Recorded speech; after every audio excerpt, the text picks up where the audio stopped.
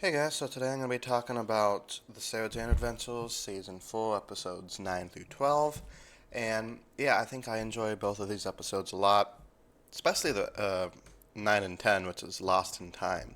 So, after a very rushed opening with this real, genie guy is like, or Q from Star Trek is like, hey, you have to go back in time and make sure you get this stuff so history doesn't change. Okay, bye. That's a very weird way of starting an episode. Like they just disappear into this weird orb.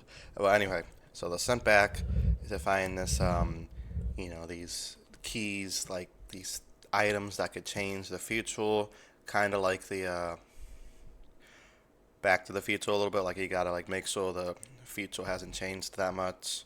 And I think it's a very strong plot because it shows our three main characters separated from each other in unique landscapes having to solve the problem by themselves.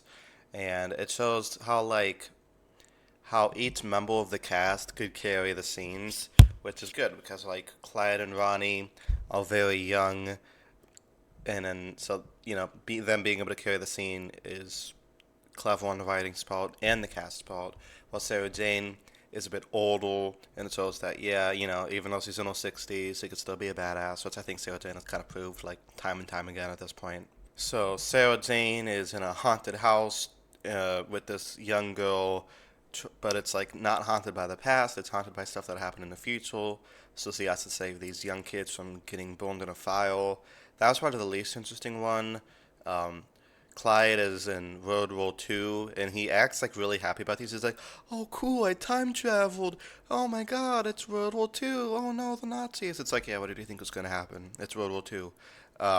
So they get involved in like some Indiana Jones style plot. This is like the fun plot, and then Ronnie is with Queen Jane, and I don't really know much about British history. So Queen Jane's this lady who, was kind of forced to be the queen and then was executed like, a month later. So that was kind of sad because Ronnie knows he's gonna die, and I don't know it kind of reminds me of like the Vincent Van Gogh episode where like history is inevitable, but she tries to make her final days happy. So that's probably my favorite plot line. It was really sweet and kind of shows how like genuine and caring Ronnie is. Even after she got the keys, she still wants to be there to support her friend.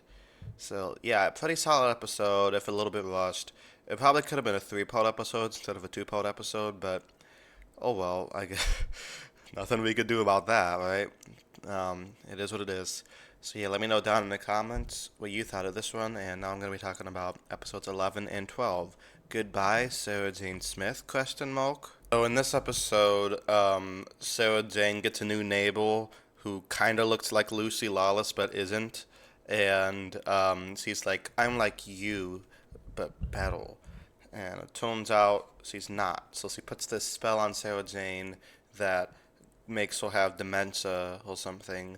And Sarah Jane's like easily convinced to just leave her old life behind and drive off into the sunset and give not Lucy Lawless control of Mr. Smith and the whole gadgets and stuff.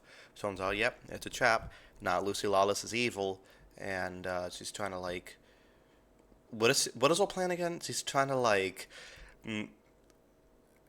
help have all these alien species invade Earth for no discernible reason. It really doesn't make much sense. Um, but I like how she's able to like turn the cast against each other. Kind of goes into Clyde's abandonment issues. Ronnie feels, she's a little bit. She feels really disgruntled about it. I like Ronnie's parents a lot in these episodes. They might be clueless and kind of dumb and forget about like the 50 other times the Earth's been invaded. So they're not exactly smart people, but I think they're still good parents. They're always looking out for their daughter, and I think that's really sweet. Luckily, with the power of Luke and K9, who came back for the finale, it's I like those characters. Not not Lucy Lawless is defeated, and she's cast into the shadow. So that's the end of that apparently. I feel like they weren't just gonna kill her off because maybe they're gonna bring her back. Does that happen? I don't know. Because I know these were the last episodes to premiere before Elizabeth Sladen's death. She filmed half of season 5, but she died before that could be completed. So I think like there's some like plot lines that never got resolved. Um, But still, the fact that we got these episodes to begin with is pretty cool. So yeah, it's a decent finale. Not the best, but it's certainly not the worst. So yeah, let me know what you thought of those episodes as well. And it'll be a while before I talk about season 5 because I have to talk about Doctor Who season 6 and Tortured season 4. So, you know, maybe sometime next year I'll talk about Sarah Jane 5. But until then, thank you for watching, and until next time, peace.